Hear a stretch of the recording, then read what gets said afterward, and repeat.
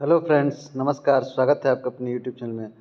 तो दोस्तों, आज हम लोग सीटेट 2020 का उसके आगे का कल हम लोगों ने 30 क्वेश्चन किया था और उसके आगे का क्वेश्चन बाकी 30 क्वेश्चन हम लोग आज करेंगे। और यह एसएसटी सब्जेक्ट है, पेपर 2 आपका होने वाला है। ठीक है,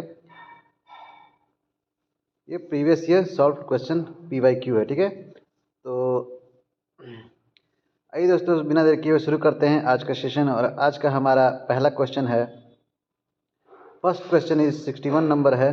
भारत में ग्राम पंचायत कितने वर्षों के कार्यकाल के लिए चुना जाता है? ऑप्शन है 5, 6, 4 या 3। तो भारत में ग्राम पंचायत 5 वर्षों के कार्यकाल के लिए चुना जाता है। ठीक है, और इस ग्राम पंचायत के चुनाव में कई छोटे छोटे वार्डों में बंटते हैं। तो वार्ड मेंबर और एक सरपंच, जिसको ग्राम प्रधान भी बोलते हैं इसको, या मुखिया भी कहीं कहीं बोलते हैं। वार्ड मेंबर और साथ ही साथ आपका ग्राम प्रधान का चुनाव होता है। और यह चुनाव जो होता है हर 5 साल पे होता है। मतलब 5 साल बाद इनका कार्यकाल खत्म हो जाता है। तो टोटल इनका कार्यकाल 5 सालों का ही होता है। तो ये इस क्वेश्चन से हो जाएगा ऑप्शन नंबर 1। क्लियर है? अब चलते हैं अगले क्वेश्चन की तरफ। अगला क्वेश्चन है, पुलिस थाने के प्रभारी का पदनाम क्या है? स्टेशन हाउस अफसर या पुलिस अधीक्षक या अफसर ऑन स्पेशल ड्यूटी या होम इंस्पेक्टर? तो पुलिस थाने के प्रभारी को हम लोग किस नाम से जानते हैं? तो पुलिस थाने के प्रभारी को हम लोग SHO के नाम से जानते हैं, जिसे स्टेशन हाउस अफसर यानी SHO कहा जाता है। ठीक है, और SHO ये जो होता है जिसको न्यायालय में अदालत में उपस्थित होने का अधिकार भी होता है। SHO ही कोई भी मामला जाता है तो न्यायालय में जाता है। ठीक है, और ये SHO का पोस्ट SI से ऊपर लेकिन DSP से नीचे होता है। ठीक है, DSP से नीचे होता है। तो पुलिस थाने के प्रभारी के पदनाम को क्या कहते हैं? तो स्टेशन हाउस अफसर SHO। तो इस क्वेश्चन का सही जवाब हो जाएगा ऑप्शन नंबर 1। क्लियर है? नेक्स्ट क्वेश्चन है, हिंदू उत्तराधिकार अधिनियम में लाए गए 2005 के संशोधन ने निम्नलिखित में से क्या मुहैया करवाया था? ऑप्शन है अल्पसंख्यक समुदायों को धार्मिक विद्यालय खोलने का अधिकार, या महिलाओं को पारिवारिक संपत्ति में बराबर हिस्सेदारी का अधिकार, या हिंदू समुदाय का विवाह संबंधी विशिष्ट कानून का अधिकार, या पुरुषों को तलाक के बाद मुआवजा देने की जिम्मेदारी से सुरक्षा का अधिकार। तो हिंदू अधिकार अधिनियम 2005 में क्या मुहैया कराया गया था? तो हिंदू अधिकार अधिनियम 2005 में महिलाओं को परिवार की संपत्ति में बराबर हिस्से का अधिकार मुहैया कराया गया था। और इसमें बेटा बेटी, पुत्र हो या पुत्री, सबको समान अधिकार, सन हो या डॉटर, सबको समान अधिकार देने का देनदारियाँ बताई गई थी। और यही कानून पैतृक संपत्ति के कानून के अंतर्गत इसको लाया गया था। ठीक है, तो इस क्वेश्चन का सही जवाब हो जाएगा option number 2 is the right answer. Clear है? नेक्स्ट क्वेश्चन है,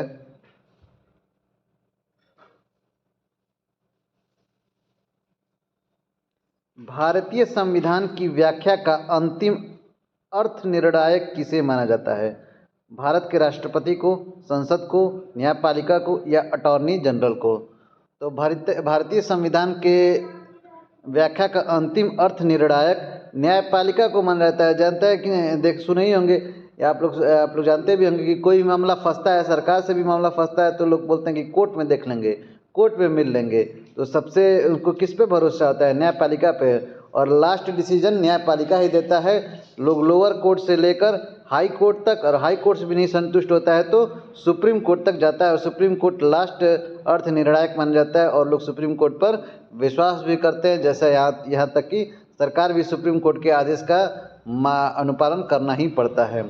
तो अर्थ निर्णायक किसे माना जाता है? तो सुप्रीम कोर्ट को। ठीक है, मतलब कि न्यायपालिका को, न्यायपालिका में सारे कोर्ट आ सकते हैं, लोअर SC SC तीनों आ सकते हैं। ठीक है, तो इस क्वेश्चन का सही जवाब हो जाएगा ऑप्शन नंबर 3। क्लियर है? नेक्स्ट क्वेश्चन है, अत्याचार निवारण अधिनियम 1989 को निम्नलिखित में से कौन से समुदाय को न्याय दिलाने के लिए पारित किया गया था? दलित एवं अल्पसंख्यक, अल्पसंख्यक एवं आदिवासी, या आदिवासी एवं दलित, या केवल अल्पसंख्यक? तो बताइए, अत्याचार निवारण अधिनियम 1989 को निम्नलिखित में से कौन से समुदाय को न्याय दिलाने के लिए इसको पारित किया गया था? तो जो अत्याचार अधिनियम 1989 था, तो अत्याचार अधिनियम 1989 वह आदिवासी एवं दलित यानी कि ट्राइबल्स और दलितों को न्याय दिलाने के लिए पारित किया गया था। और इसमें दलितों के लिए एससी एसटी एक्ट लाया गया था, SC एंड ST एक्ट लाया गया था। और SC ST एक्ट में जानते ही हैं कि अगर कोई दलितों को परेशान करेगा, उसको प्रताड़ित करेगा, तो उसे कानूनन लगभग 75,000 रुपये से 3 लाख रुपये तक जुर्माना भी देना होगा और लगभग 6 महीने की सज़ा का भी प्रावधान किया गया था। और साथ ही साथ आदिवासियों को भी सुरक्षा के लिए इस कानून से उसको सुरक्षा के लिए पारित किया गया था। तो आदिवासियों और दलित दोनों लोगों को सुरक्षा के लिए इसमें प्रावधान किया गया था। तो इस क्वेश्चन का सही जवाब हो जाएगा option number third is the right answer. Clear है? नेक्स्ट क्वेश्चन है,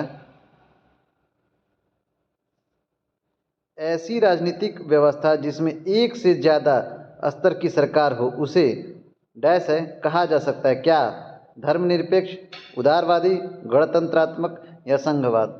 तो ऐसी राजनीतिक व्यवस्था जिसमें एक से ज़्यादा स्तर की सरकारें हो उसको हम लोग संघवाद यानी कि फेडरल सरकारें कहते थे, फेडरल कहा जाता था। और फेडरल में होता ही है, संघवाद में होता ही है कि जिसमें 2 या 2 से अधिक स्तर वाली सरकारें होती हों। जैसे हमारे देश में केंद्र सरकार भी है और राज्य सरकार भी है, और ग्राम स्तर पर ग्राम प्रधान की भी सरकार होती है। तो यहाँ पे 3 स्तर वाली सरकार है। तो इसमें संघवाद की यही मुख्य विशेषता है, जो कि कई स्तरों पर राजनीतिक व्यवस्था में एक से ज़्यादा की स्तर होती है और उसमें नागरिकों को उसको सहूलियत मिलती है। और अलग अलग स्तर पर सरकार एक नागरिक को अलग अलग कानून बनाने और वसूलने और प्रशासन को उनका अपना अधिकार क्षेत्र बनाने की सहूलियत देता है। ठीक है, तो इस क्वेश्चन का सही जवाब हो जाएगा ऑप्शन नंबर 4। क्लियर है? नेक्स्ट क्वेश्चन है 67 नंबर है, निम्नलिखित में से कौन सी नीति सामाजिक न्याय को प्रोत्साहित करती है? ऑप्शन ए है, स्टेटमेंट ए है, सरकारी नौकरियों में सूचीगत दलित जाति के उम्मीदवारों को आरक्षण देना या न्यूनतम मेहनताना कानून पारित करना। ऑप्शन है केवल ए, केवल बी, ए और बी दोनों, या ए और बी दोनों में से कोई नहीं। तो बताइए इसमें से कौन सा सही हो जाएगा? तो कौन सी नीति सामाजिक न्याय को प्रोत्साहित करती है? तो सरकारी नौकरियों में सूचीगत दलित जाति के उम्मीदवारों को आरक्षण देना, तो आरक्षण का तो प्रावधान है, तो ये ऑप्शन तो सही हो जाता है। न्यूनतम मेहनताना कानून पारित करना, न्यूनतम मेहनताना कानून पारित किया गया क्योंकि किसी भी नागरिक का किसी कमज़ोर वर्ग के लोगों को उसे प्रताड़ित न किया जा सके, उसको अवैध उससे वसूली न किया जा सके, और उसके मिनिमम वेज, उसका मतलब कि जैसे काम है 400 रुपये का और उसे यानी कि 100 रुपये में देकर ही टाल दिया जाए। तो मिनिमम वेज एक डिसाइड किया गया कि मजदूरों का और निम्न वर्ग के लोगों का जो छोटे काम करते हैं उनके लिए मिनिमम वेज होना ही चाहिए, जैसे फैक्ट्रियों में काम करने वाले मजदूरों के लिए जैसे। तो इस क्वेश्चन का सही जवाब जाएगा ऑप्शन नंबर ए और बी दोनों सही है। तो third option is the right answer. Clear है? अब चलते हैं अगले क्वेश्चन की तरफ। अगला क्वेश्चन है, नई दिल्ली के वास्तु शैली की चर्चा में एक शिक्षक को केंद्रित करना चाहिए। क्या केंद्रित करना चाहिए? फर्स्ट है, कैसे पर्यटक इमारतों को देखते हैं, इस पे केंद्रित करना चाहिए। या सेकंड है, इमारतों को दूर से कैसे देखना चाहिए, ये केंद्रित करना चाहिए। तो फर्स्ट और सेकंड तो ऐसे ही गलती हो जाता है। थर्ड है, उसकी शैली पुरानी दिल्ली की शैली से कैसे श्रेष्ठ है, इस पे केंद्रित करना चाहिए। या थर्ड है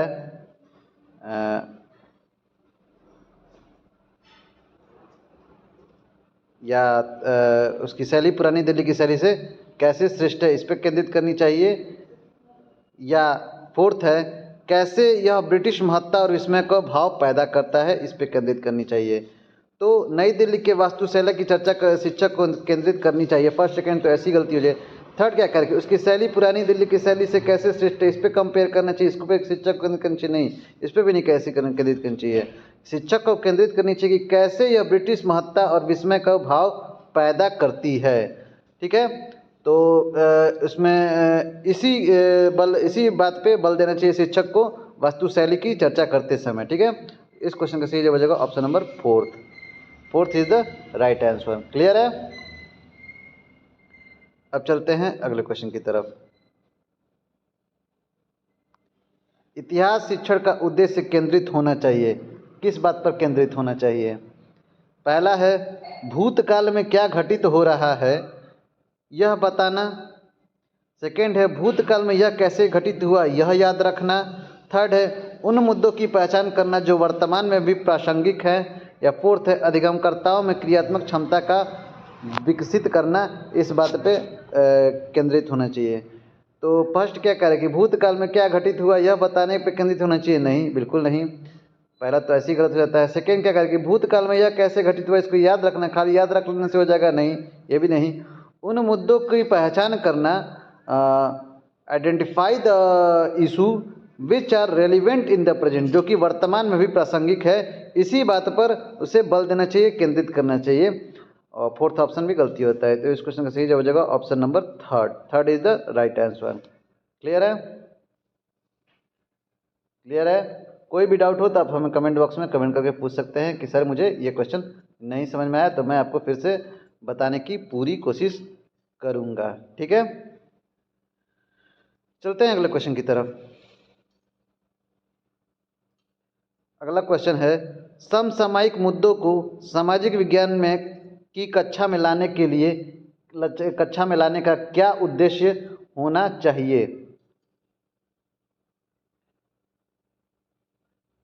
तो पहला है कि देश से जुड़े मुद्दे के प्रति रुचि को बढ़ावा देना, इस पे यह उद्देश्य होना चाहिए।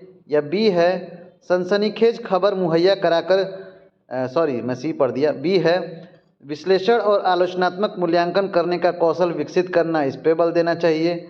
या सी है सनसनीखेज खबर मुहैया कराकर विषय के प्रति रुचि पैदा करना, इस पे बल देना चाहिए। या विद्यालय परिसर के अधिगम और विद्यालय के बाहर की दुनिया को जोड़ने में अधिगमकर्ता की मदद करना, इस पे बल देना चाहिए। ऑप्शन है ए बी सी सही है, ए बी डी सही है, या ए सी डी सही है, या बी सी डी सही है। तो सबसे पहले हम लोग शुरू से देखते हैं, पहला क्या कह रहा है, ये क्या कह रहा है कि देश से जुड़े मुद्दों के प्रति रुचि को बढ़ावा देना चाहिए, बिल्कुल सही। ऐसा करने से ही आप समसामयिक मुद्दों की पहचान कर पाएंगे, इसका उद्देश्य को सार्थक बना पाएंगे। सेकेंड क्या कह रहा है विश्लेषण और आलोचनात्मक मूल्यांकन करने का कौशल विकसित करना। कोई भी चीज़ पढ़ते हैं हम लोग तो उसको एनालाइज और एनालाइज भी करना पड़ेगा और क्रिटिकल भी करना पड़ेगा। क्रिटिकल इवोल्यूशन, एनालाइजिंग और क्रिटिकल इवोल्यूशन जब तक नहीं करेंगे तो उस मुद्दे को हम लोग अच्छे से समझ नहीं सकते हैं, तो सेकेंड ऑप्शन भी सही होता है।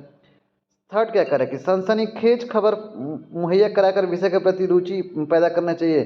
केवल सनसनीखेज खबर पर सेंसेशनल न्यूज़ पर फैलाकर उस विषय पर रुचि पैदा कर सकते हैं, थोड़ी देर के लिए तो रुचि पैदा कर सकते हैं, लेकिन ये दीर्घकाल के लिए चिरकाल के लिए बहुत ही नुकसानदायक है, तो थर्ड ऑप्शन गलत हो जाता है।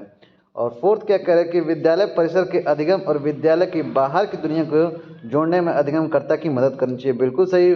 बिना मदद किए आप इसमें इसके उद्देश्य को सार्थक बना ही नहीं पाएंगे। तो इस क्वेश्चन का सही जवाब हो जाएगा option number A, B and D. तो सेकेंड ऑप्शन इसका सही हो जाता है, second option is the right answer. Clear है। अब चलते हैं अगले क्वेश्चन की तरफ। अगला क्वेश्चन है सामाजिक विज्ञान की कक्षा में समानता पर चर्चा करते समय उद्देश्य होना चाहिए, क्या उद्देश्य होना चाहिए। पहला अधिगमकर्ताओं के साथ गरिमा से जुड़े मुद्दों को संबोधित करना, ये उद्देश्य होना चाहिए। या सभी का सम्मान करने के प्रति अधिगमकर्ताओं का संवेदनशील बनाना, यह उद्देश्य होना चाहिए। सी है संविधान में परिलक्षित मूल्यों पर आधारित होना, यह उद्देश्य होना चाहिए, या यह समझाना कि हर तरह का अंतर असमानता की तरफ ले जाता है, यह उद्देश्य होना चाहिए।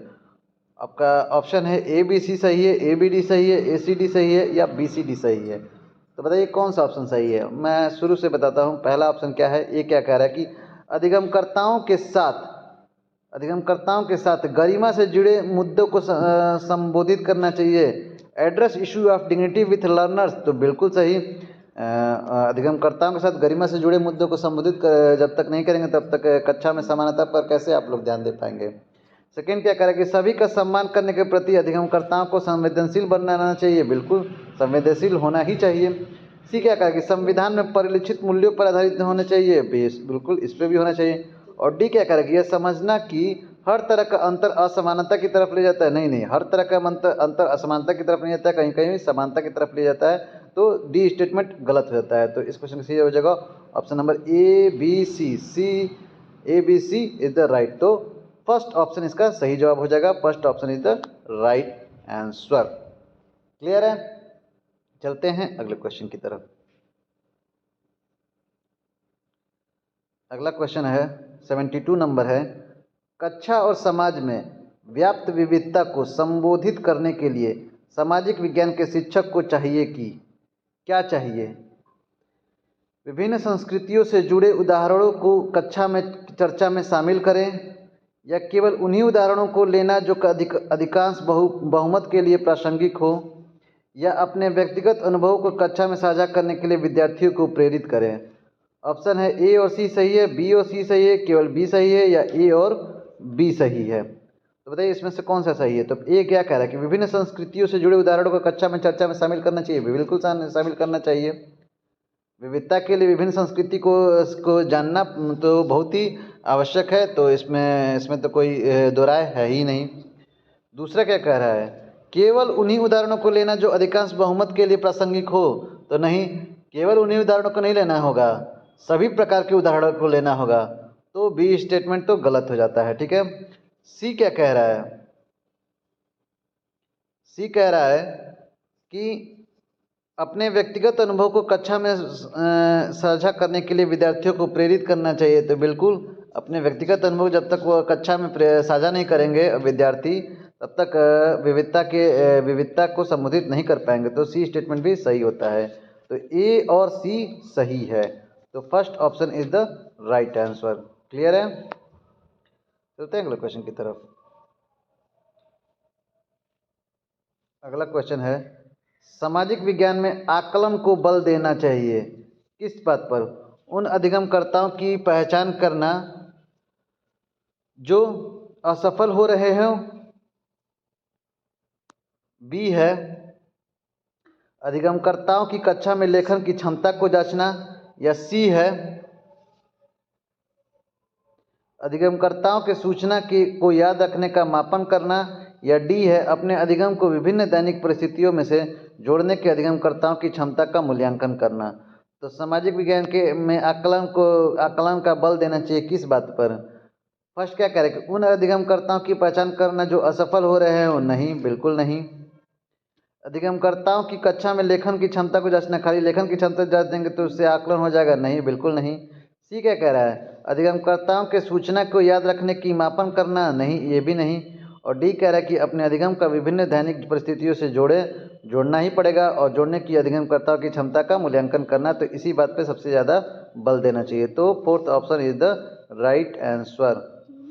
क्लियर है। अब चलते हैं अगले क्वेश्चन की तरफ। अगला क्वेश्चन है, द्वितीयक स्रोत का उदाहरण है क्या। फर्स्ट है C.A. बेली द्वारा लिखित an illustrated history of modern India. Second है जेम्स मिल द्वारा लिखित a history of British India, या सी है भारत का संविधान, या डी है रविंद्रनाथ टैगोर की पेंटिंग। तो द्वितीयक स्रोत क्या है, इसमें से पहले तो ये जानना पड़ेगा कि प्राइमरी स्रोत क्या है। तो प्राइमरी स्रोत भारत का संविधान प्राइमरी स्रोत है, रविंद्रनाथ का टैगोर की पेंटिंग ये भी प्राइमरी स्रोत है, और जेम्स मिल द्वारा लिखित a history of British India ये भी प्राइमरी स्रोत है, ये भी पहली बार ही लिखा गया था। हाँ, ये जो C.A. बेली द्वारा लिखित an illustrated history of modern India है, यही द्वितीयक स्रोत है। ये आपका सीए बेली जरा जो किताब है वह कहीं और से इन्होंने स्रोत संसाधन इकट्ठा करके और इसको फिर से इन्होंने इन्होंने लिखा था, तो यही द्वितीयक स्रोत होता है, बाकी सब प्राथमिक स्रोत हैं। तो इस क्वेश्चन का सही जवाब हो जाएगा ऑप्शन नंबर 1। क्लियर है? नेक्स्ट क्वेश्चन है, औपनिवेशिक भारत में स्त्री शिक्षा पर चर्चा करने के लिए विद्यार्थी निम्न आत्मकथाओं में से किसको संदर्भित कर सकते हैं? फर्स्ट है ताराबाई शिंदे कृति स्त्री पुरुष तुलना, या राज सुंदरी देवी कृत आमार जीवन, या रुकैया सखावत हुसैन कृत सुल्ताना का स्वप्न, या सत्यनारायण कृत मणिकमलई। क्या है? मणिमेकलई।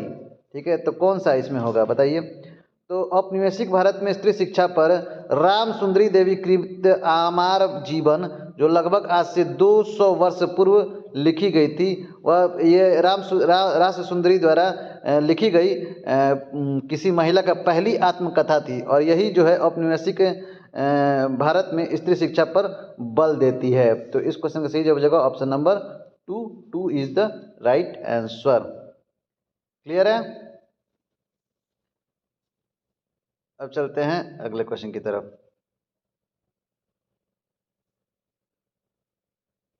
भूगोल शिक्षण को किन मुद्दों से जुड़े संदर्भ में परिप्रेक्ष्य का विकास करना चाहिए?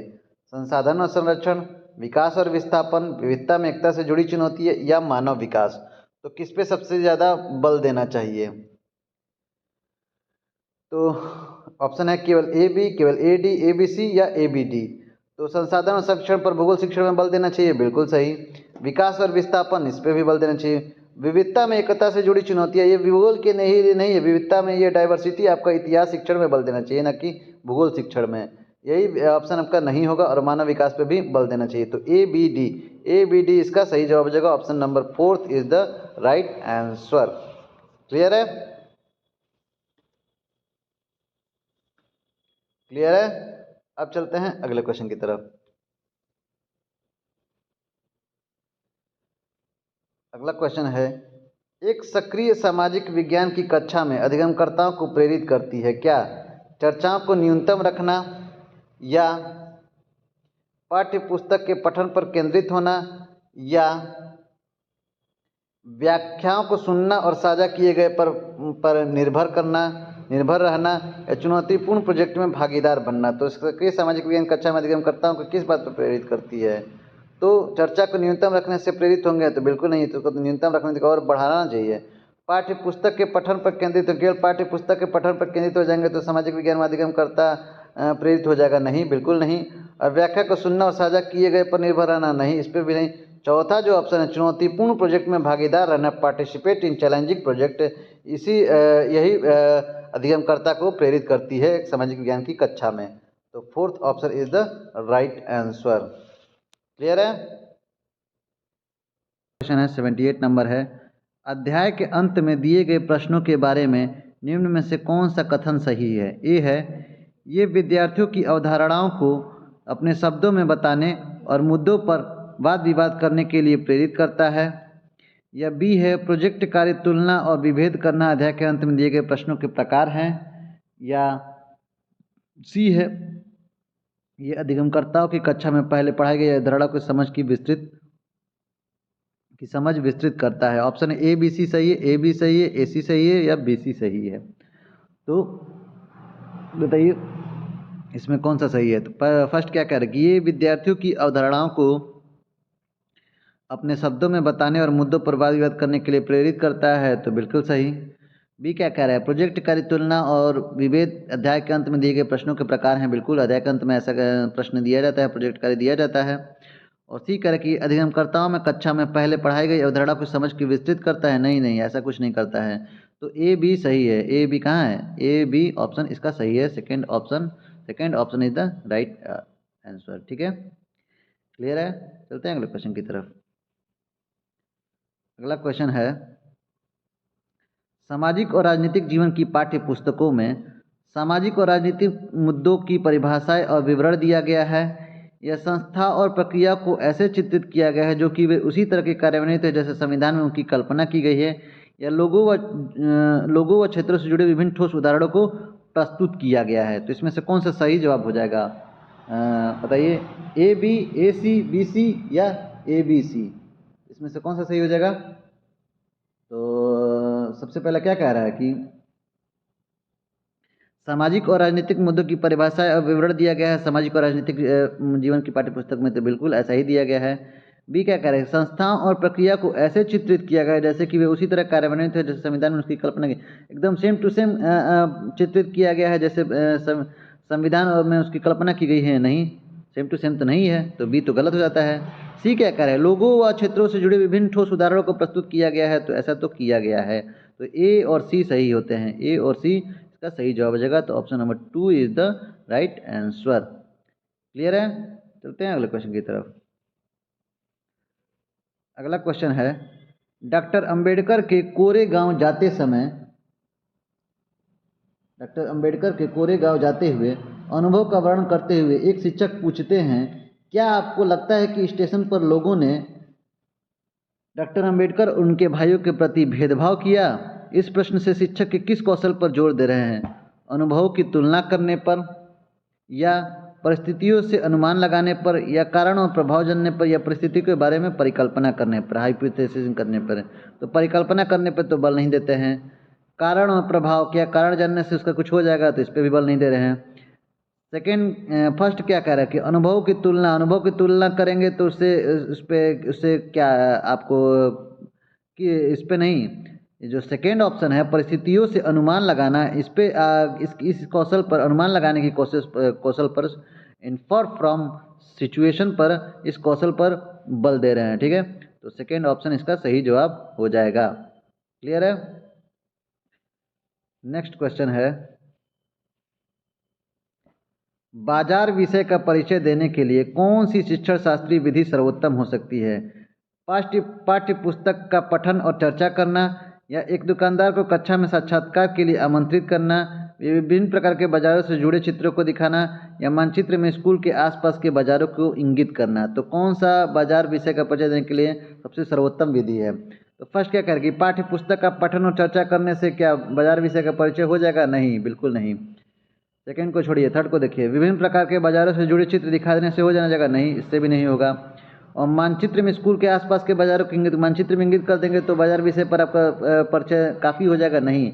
जो सबसे बेस्ट शिक्षण शास्त्रीय विधि है वह है कि एक दुकानदार को कक्षा में साक्षात्कार के लिए, यानी कि इंटरव्यू के लिए जब आमंत्रित करेंगे तो बच्चे विभिन्न प्रकार के प्रश्न पूछेंगे, उनके मन में जो उठ रहेंगे और उससे उनको उनके जो भी कॉन्सेप्ट होंगे वो क्लियर होंगे। तो यही सबसे उपयुक्त विधि होगी। तो इस क्वेश्चन का सही जवाब हो जाएगा option number 2 is the right answer. Clear है? नेक्स्ट क्वेश्चन है 82 नंबर है, यही है इस ईश्वर की महिमा, इसलिए दूषण है भीतर, दूषित है काया भीतर से, इसमें कोई भ्रम न रखना, महारी चोखा का यह कहना। एक शिक्षक के तौर पर आप इस कविता को विश्लेषण और अपने अधिगमकर्ताओं से चर्चा कैसे करेंगे? पहला है, मानवीय शुद्धता जन्म से निर्धारित होती है, या सेकेंड है, मानवीय शुद्धता हम जो काम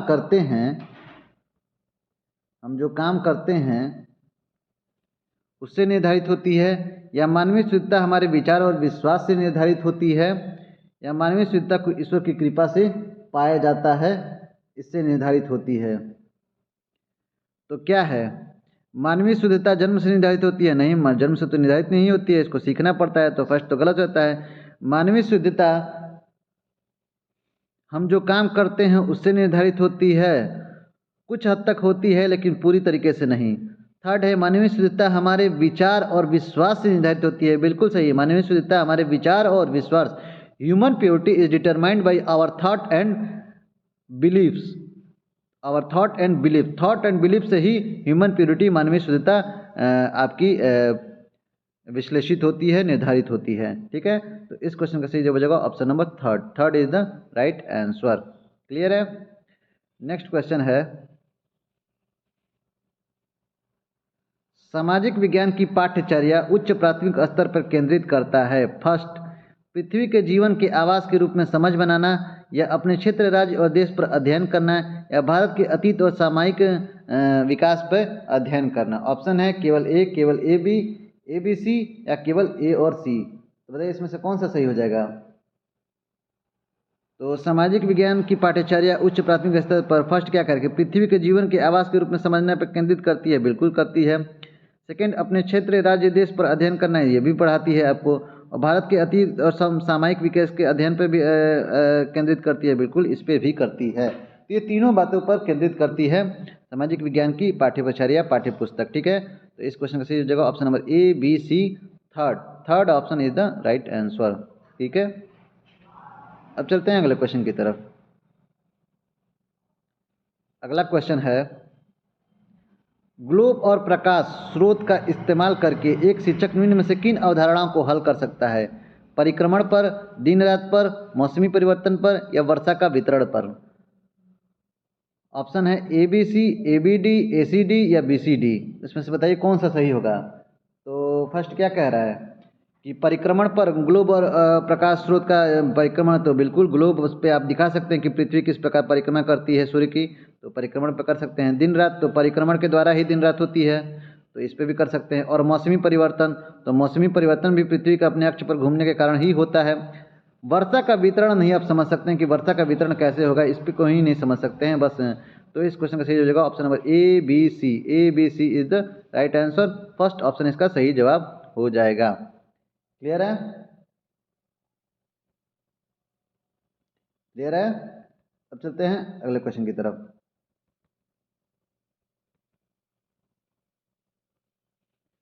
अगला क्वेश्चन है,